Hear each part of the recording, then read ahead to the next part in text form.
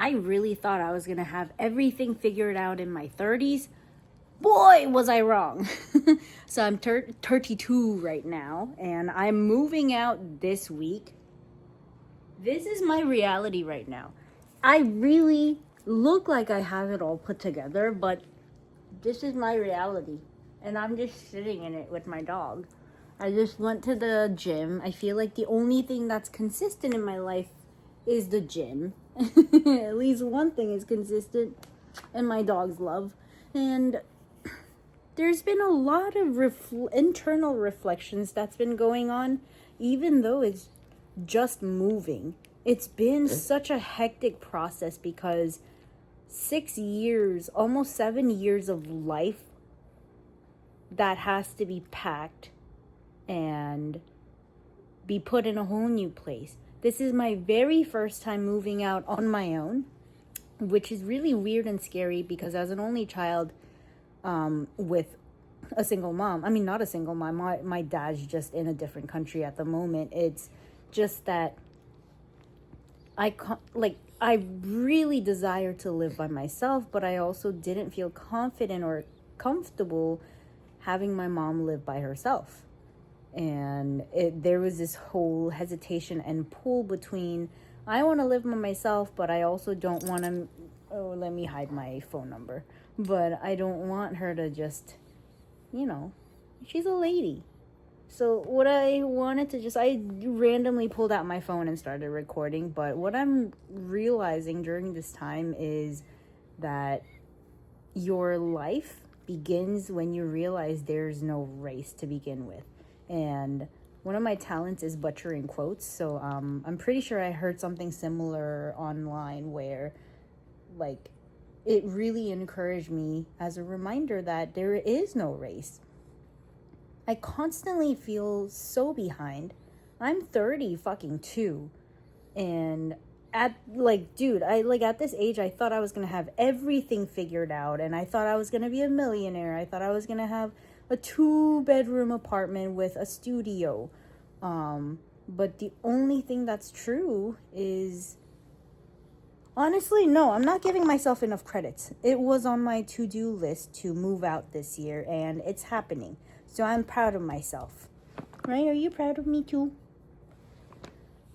So as you can see, my brain is a little scattered and all over the place, but I just wanted to make this video to remind you that you are not behind. And if you do feel behind, you can lay there and give me a break. I just went to the gym. But you can lay there and accept that you're behind and continue to sit there and lay there as you watch people run past you. Or you recognize, oh shit, I'm a little behind compared to the vast majority. So let me keep going. Let me speed up just a little bit. It's kind of like running a marathon, right? I haven't run a full marathon yet. I've ran a half marathon. Around mile 9, oh my goodness, I just wanted to come to a full stop and just sit down and rest and grab a cup of beer that they were handing out. It's not even water, but anything liquid I was willing to just chug. But it was at that moment, my brain is farting so hard. Mile 9 or mile 10 was the hardest when I realized, holy shit, this is hard. I might not be able to finish it. And then I kept going. I had to remind myself, damn, there were people who were behind me who are now in front of me. But rather than focusing on that, I started to focus on myself. How am I doing?